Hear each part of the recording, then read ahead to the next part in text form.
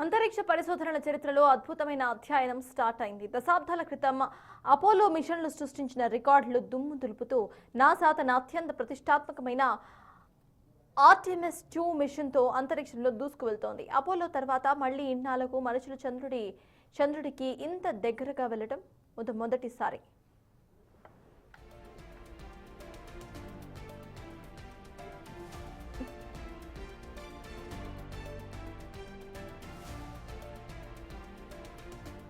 ఈ మిషన్ కేవలం రికార్డుల కోసం మాత్రమే కాదు, చంద్రునిపై మనుషులు శాశ్వతంగా నివసించేలా చేసే గేట్వే.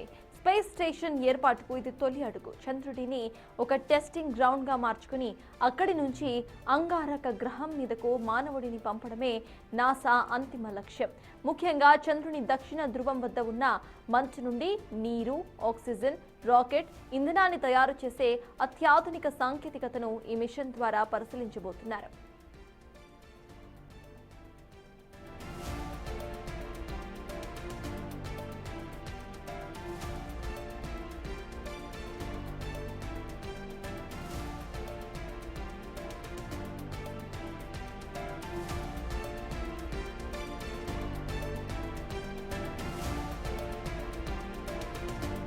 సుమారు 7.7 లక్షల కోట్ల రూపాయల భారీ వ్యయంతో రూపొందించిన ఈ ప్రాజెక్టులో ఒక్కో లాంచ్కే దాదాపు 34,000 కోట్లు ఖర్చు చేస్తున్నారు.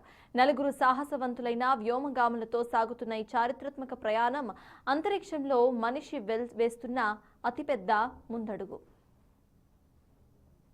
Recently received confirmation that the Orion spacecraft and its crew have officially entered the lunar sphere of influence. That milestone taking place at a mission elapsed time of 4 days, 6 hours, 2 minutes, and 54 seconds into the Artemis 2 mission. By reaching this milestone, it means that the gravitational forces of the moon are now greater on the Orion spacecraft than that of Earth. I'd also like to share that we noticed we entered the lunar sphere of influence about an hour ago, and sure enough, we are now falling to the moon rather than rising away from Earth.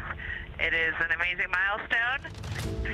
Also, earlier we had the Earth out as a crescent out the side hatch and the moon out window 3, and definitely by far the moon is bigger than the Earth.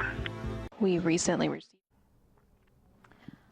అంతరిక్ష పరిశోధనల చరిత్రలో అద్భుతమైన ఘట్టం ఆవిష్కృతమైంది. ఇటు దానికి సంబంధించిన విజువల్స్ని సైతం మనం చూస్తున్నాము. వాయిస్ రికార్డింగ్ని ప్రజెంట్ మనం విన్నాం సైతం. అయితే నాసా తన అత్యంత ప్రతిష్టాత్మకమైన ఆర్టెమిస్ 2 మిషన్తో అంతరిక్షంలోకి దూసుకువెళ్తోంది. అపోలో తర్వాత మళ్ళీ ఇన్నాళ్లకు మనుషులు చంద్రుడి మీదకి వెళ్ళడానికి సులభతరం చేసే ఒక మిషన్ లాగా దీన్ని పేర్కొనొచ్చు. ఈ మిషన్ కేవలం రికార్డుల కోసం మాత్రమే కాదు, చంద్రునిపై మనుషులు శాశ్వతంగా నివసించేలా చేసే ఒక గేట్ వేగా కూడా చెప్తున్నారు.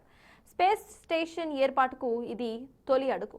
చంద్రుడిని ఒక టెస్టింగ్ గ్రౌండ్గా మార్చుకొని అక్కడి నుండి అంగారక గ్రహం మీదకు మానవుడిని పంపడమే నాసా యొక్క అంతిమ లక్ష్యం.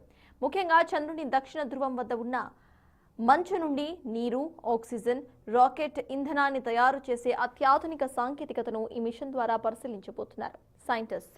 అయితే సుమారు 7.7 లక్షల కోట్ల రూపాయల భారీ వ్యయంతో రూపొందిన ఈ ప్రాజెక్టులో ఒక్కో లాంచ్కే దాదాపు 34,000 కోట్లు ఖర్చు చేస్తున్నారు. 4 సాహసవంతులైన వ్యోమగాములతో సాగుతున్న ఈ చారిత్రాత్మక ప్రయాణం అంతరిక్షంలో మనిషి వేస్తున్న అతిపెద్ద ముందడుగు.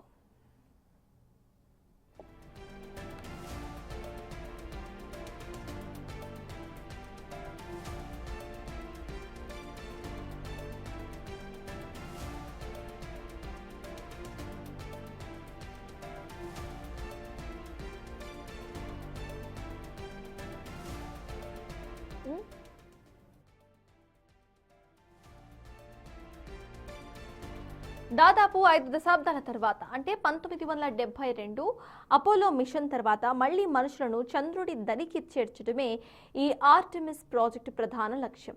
అయితే ఆర్టెమిస్ 1 మిషన్ విజయవంతంగా పూర్తయిన తరువాత ఇప్పుడు ఆర్టెమిస్ 2 ద్వారా 4 వ్యోమగాములను నింగిలోకి పంపేందుకు నాసా సర్వం సిద్ధం చేసింది. ఈ మిషన్లో మరొక చారిత్రక అంశం ఉంది. ఈ 4 వ్యోమగాములలో ఒక మహిళా వ్యోమగామి క్రిస్టినా కోచ్, అలాగే ఒక నల్ల జాతీయుడు విక్టర్ గ్లోవర్ ఉన్నారు. వీరితో పాటు రీడ్ వైజ్మెన్, జెరెమీ హాన్సన్ కూడా ఈ చారిత్రక యాత్రలో భాగస్వామ్యమయ్యారు. వీరు ఓరియన్ అనే అత్యాధునిక వ్యోమనౌకలో ప్రయాణించి చంద్రుడికి అత్యంత చేరువగా వెళ్తున్నారు. ఆర్టెమిస్ 2లో వ్యోమగాములు చంద్రుడిపై అడుగు పెట్టరు. కేవలం చంద్రుడి చుట్టూ ప్రదక్షిణ చేసి అంతరిక్ష నౌకలోని లైఫ్ సపోర్ట్ సిస్టమ్స్, కమ్యూనికేషన్ వ్యవస్థలు సరిగ్గా పనిచేస్తున్నాయో లేదో పరీక్షిస్తారు. భూమి నుంచి సుమారు 3,70,000 కిలోమీటర్ల దూరంలో ఉన్న చంద్రుడి దరిదాపుల్లోకి వెళ్లి మళ్లీ సురక్షితంగా పెసిఫిక్ మహాసముద్రంలో ల్యాండ్ అవ్వటమే వీరి యొక్క ప్రధాన లక్ష్యం. ఈ ఆర్టెమిస్ 2 గనుక విజయవంతమైతే వచ్చే ఏడాది లేదా ఆ పై ఏడాది చేపట్టబోయే ఆర్టెమిస్ 3 ద్వారా మనుషులు చంద్రుడి నేలపై మళ్లీ అడుగు పెడతారు. అంటే చంద్రుడిపై మనిషి శాశ్వత నివాసానికి, ఆ తర్వాత అంగారక గ్రహం యాత్రకు ఈ మిషన్ ఒక స్టార్టింగ్ పాయింట్.